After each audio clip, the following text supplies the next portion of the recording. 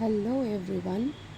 So as I said in the previous video in which I have shared the MCQs from Act 1 Scene 1 Julius Caesar, that I will be sharing some reference to context question and answers from Act 1 Scene 1. So today I am sharing that. Uh, so the first extract from Act 1 Scene 1, as you can see the extract written here. Okay, Flavius, hence home you idle creatures, get you home. So what is the first question that we can see? The first question that we can see is, when and where does the above conversation occur? Who are the individuals involved in the scene? So the answer is, the conversation takes place during the celebration of Julius Caesar's triumph over Pompey's sons, which marks the end of the civil wars in the Roman Empire. The scene takes place on a street in Rome. Next, who are the individuals involved in the scene? We have to change a para and write, the individuals involved in the scene are Flavius, Marullus, and two citizens. Okay, next, Roman 2. What does the term tribune mean? Who does it refer to in this context? Answer is, tribune refers to government officials who are appointed to safeguard the rights of the common people and possess significant legal authority. In this context, it refers to a position held by Flavius and Marullus. Next, Roman 3. Who are the idle creatures? Who calls them that? What does the speaker want them to do? Answer is, the idle creatures refer to two humble artisans who have taken a day off to watch the procession of Caesar's triumph. Flavius calls them idle creatures because he disagrees with Caesar. Flavius wants them to go back to their work instead of celebrating. Next, Roman 4. What prompts the speaker to ask if it is a holiday? Define the phrases being mechanical, sign of your profession, and a laboring day. Provide an example of a sign of a profession from the extract. Answer is, Flavius asks if it is a holiday to rebuke means scold, the commoners for celebrating in the streets when it is not a designated holiday. Being mechanical refers to laborers or artisans of that era. Sign of your profession refers to a law that required laborers to carry signs or badges of their occupation on ordinary working days. A laboring day means a regular working day. An example of a sign of a profession is a carpenter's leather apron and rule. Next, Roman 5. What does Marullus address in the final line of the extract? What response does he receive? How does he react? Marullus addresses the second citizen, a shoemaker, in the final line of the extract. He receives a flippant response where the shoemaker says he mends shoe soles with a clear conscience. Marullus loses his temper when the commoner offers to mend his shoes if they are worn out.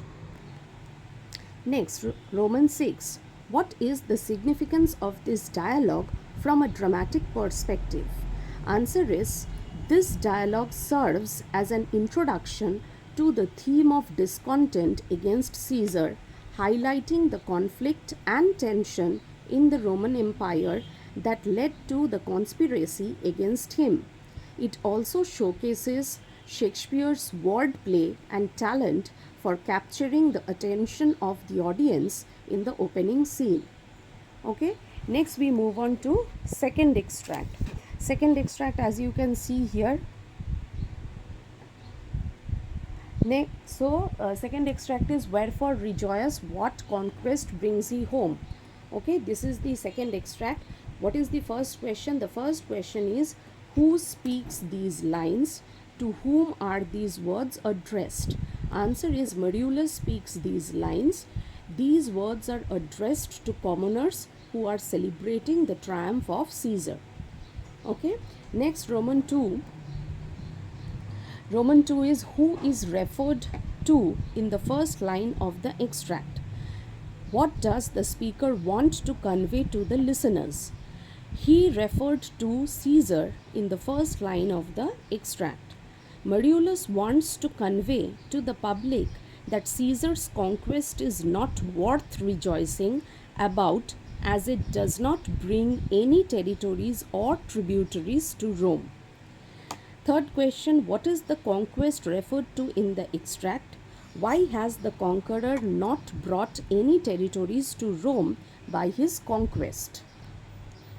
The conquest referred to in the extract is the triumph of Julius Caesar.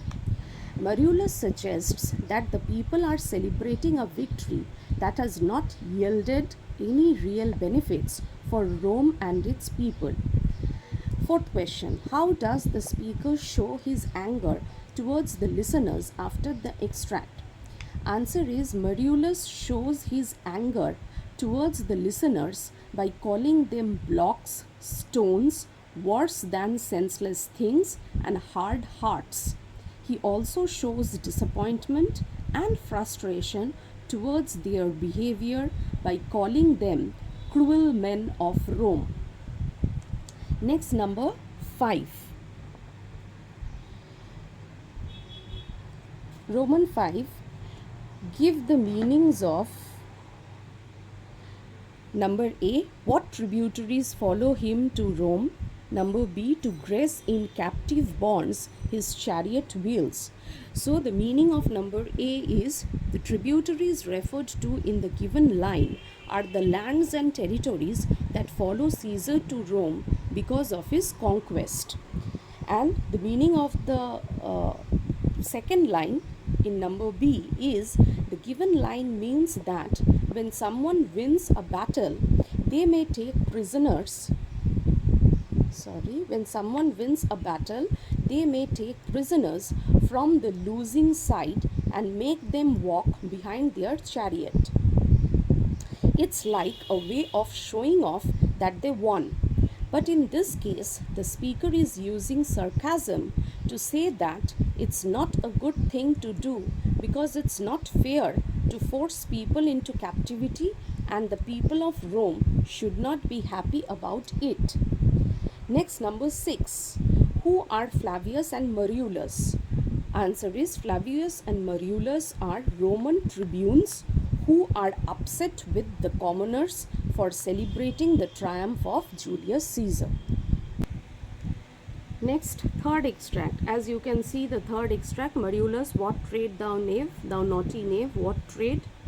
Okay, so the first question is, what is the tone of Marullus in the opening lines of the extract? How does this reflect on his character?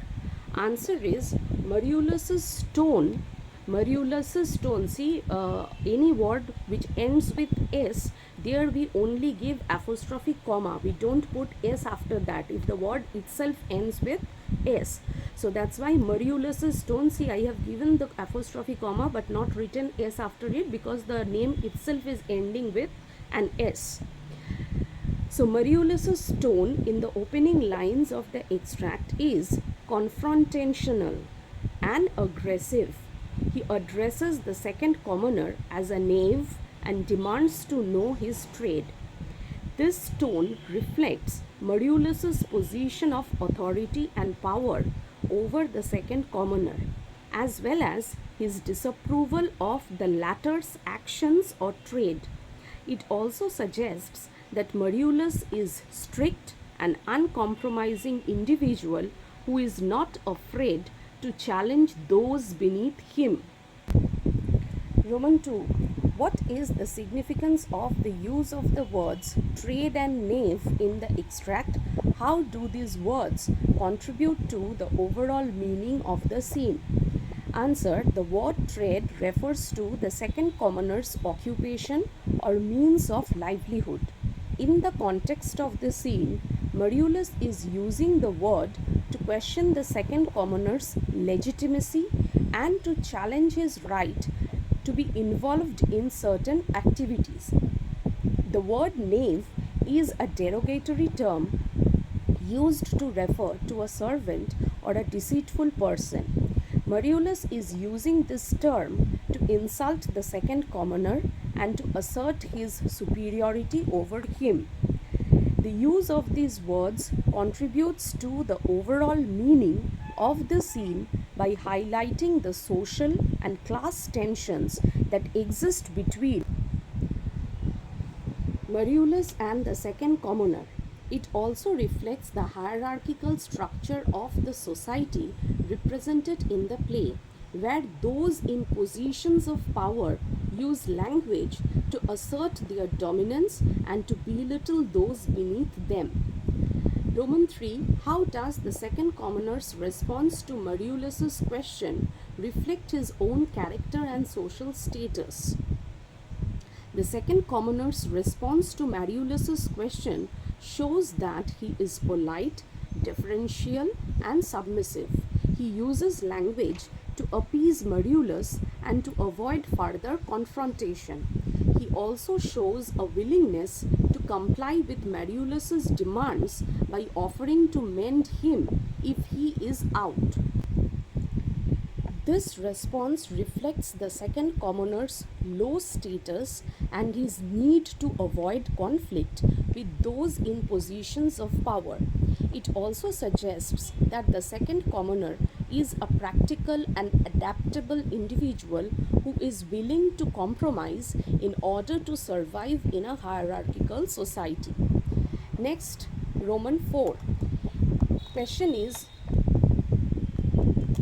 in the play, what does the second commoner offer to help Mariulus, and what does this tell us about the power relationships in the scene and society? Answer is, the second commoner's request that Mariulus not be out with him is a polite way of asking Mariulus to be patient and not to be angry with him. It shows that the second commoner is aware of Mariulus's hostile tone and that he is trying to diffuse the situation. This request reflects the dynamic between the two characters, which is characterized by a power imbalance.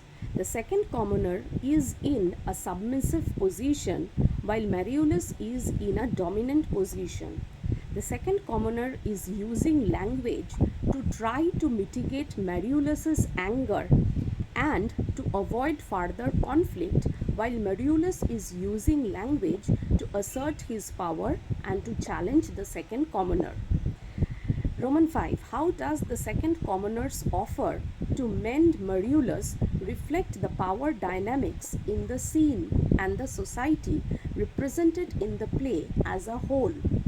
Answer is, by offering to mend Mariulus, the second commoner is acknowledging Mariulus's position of authority and power and is trying to appease him. This shows that the second commoner is in a submissive position and is willing to comply with Mariulus's demands in order to avoid further conflict. This offer also reflects the hierarchical structure of the society represented in the play, where those in positions of power have the ability to control and influence those beneath them. The second commoner's willingness to mend Mariulus suggests that the society is rigidly structured and that those in lower positions must comply with the demands of those in higher positions in order to maintain stability and order. Okay, now extract 4. Truly, sir, all that I live by is with the all. So this is the fourth extract. Fourth extract, Roman 1. Who utters the lines above? Who is the addressee? what does the use of sir indicate? Answer is the second citizen, a shoemaker by profession, utters the lines above. He addresses Marullus, the Roman tribune. The use of sir indicates the reverence and respect that the common people held for the tribunes who represented the power and authority of the Roman officials. Next, number 2, what is the meaning of with the awl? The speaker, who is a cobbler, uses the awl, a pointed tool, to mend shoes. When he says, all that I live by is with the awl, he means that his livelihood depends entirely on his skill with this tool. Roman 3. Why does the speaker call himself a surgeon? Explain the implied comparison. What does I recover them mean in this context? Answer is the speaker calls himself a surgeon to emphasize the precision with which he repairs old shoes to make them look new. He repairs shoes with the same level of efficiency and precision that a surgeon uses to operate. The phrase I recover them means that he repairs old shoes by resoling them to give them a fresh look. Roman 4. Explain, as proper men as ever trod upon neat's leather have gone upon my handiwork. Answer is the shoemaker boasts that the most distinguished and handsome men have worn shoes made by him using leather made from the skin of oxen. Neat was an old English word used to refer to the skin of an ox or cow. Now extract 5. Marullus' speech, you blocks, you stones, you worse than senseless things. So this is extract 4. First question is, what is Marullus accusing the people of Rome of in this scene? Are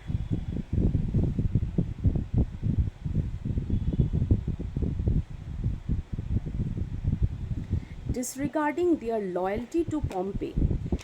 Roman 3.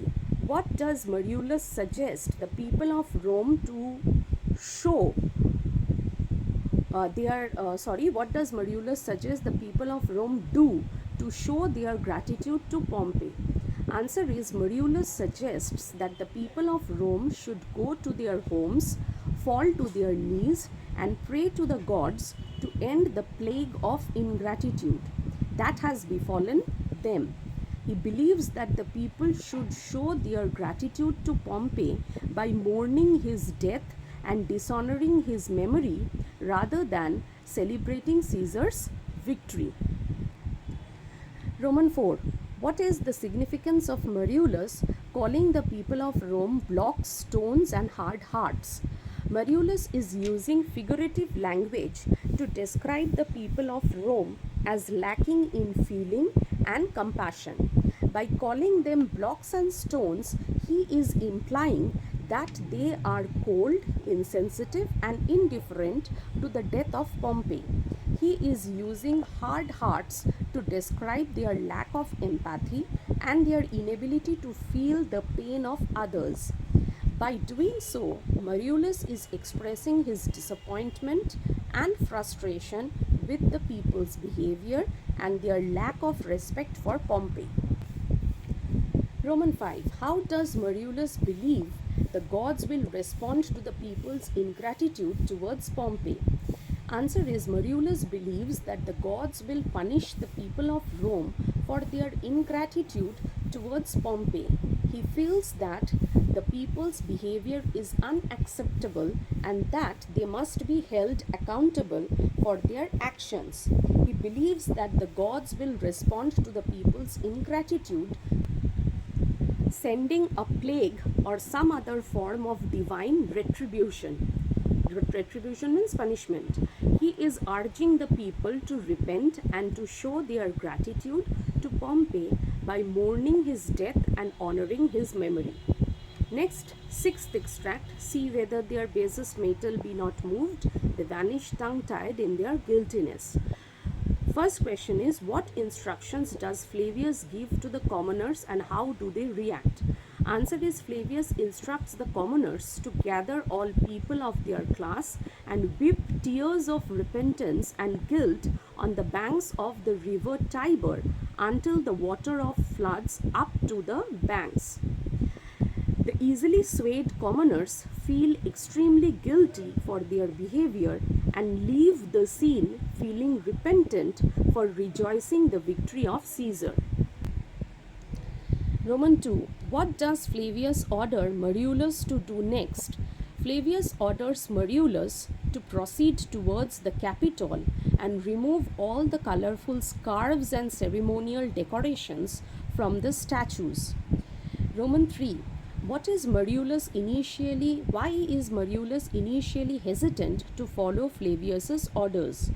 Answer is, Marullus is initially hesitant to follow Flavius's orders because the men were celebrating the festival of Lupercal, which is considered a ceremony of purification and a feast day in honor of Lupercus, protector of herds and flocks. The festival involves men running around the city walls, carrying thongs and whips made from the skin of sacrificed animals. Roman 4. How does Flavius persuade Marullus to carry out his orders despite the festival?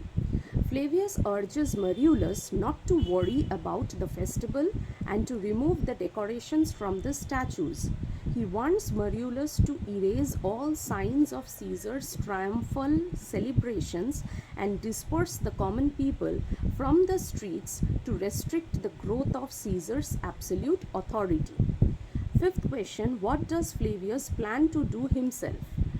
Answer is, Flavius plans to disperse the crowds who are celebrating Caesar's triumph. Next, seventh extract. Marullus, may we do so? You know it is the feast of Lupercal. Flavius, it is no matter. Let no images be hung with Caesar's trophies. So this is the last extract from this scene. First question, what is the significance of the feast of Lupercal in the context of the scene?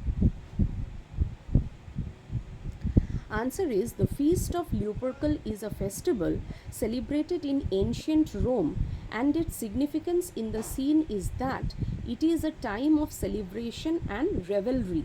However, Marullus and Flavius have a different view of the festival and see it as a symbol of Caesar's growing power and influence. They view it as a time of usurpation and the loss of the Roman Republic's traditional values. In their view, the festival is an opportunity for Caesar to consolidate his power and further dominate the people. Roman 2. What is the purpose of Marullus and Flavius in driving away the vulgar from the streets? Vulgar means, vulgar here refers to the common people, and vulgar means uncivilized. Answer is, Marullus and Flavius are attempting to prevent the people from participating in the celebrations of the feast of Lupercal, which they view as a celebration of Caesar's power. By driving the people away from the streets, they hope to disrupt the festivities and reduce the display of Caesar's power. Next, Roman 3. What does the image of plucking feathers from Caesar's wing symbolize? The image of plucking feathers from Caesar's wing is a metaphor for removing or diminishing the sources of Caesar's power. The feathers symbolize the support and strength that Caesar derives from his followers, and by removing them, Marullus and Flavius hope to reduce Caesar's influence and power. This image is symbolic of their desire to undermine Caesar's position and to return the Roman Republic to its traditional values. Next, Roman 4. How does Caesar soaring above the view of men contribute to the people's servile fearfulness? Answer is, Caesar soaring above the view of men shows that he is very powerful and in control. This makes the people scared and they feel inferior to him. They obey him because they are afraid of his power. And last, Roman 5. What does the phrase ordinary pitch suggest about Caesar's position and power in relation to the people? Answer is, the phrase ordinary pitch means that Caesar's position and power have decreased.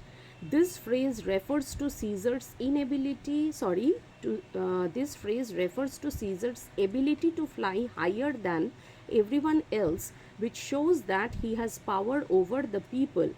Mariolus and Flavius are saying that Caesar can no longer fly as high, which means he has less power. This change suggests that the people are becoming more powerful and independent. Okay, so that's all from Act 1, Scene 1. Now, if you feel that these things are, or question and answers are helpful to you in your studies, then please like, comment, and do subscribe my channel. Okay, thank you.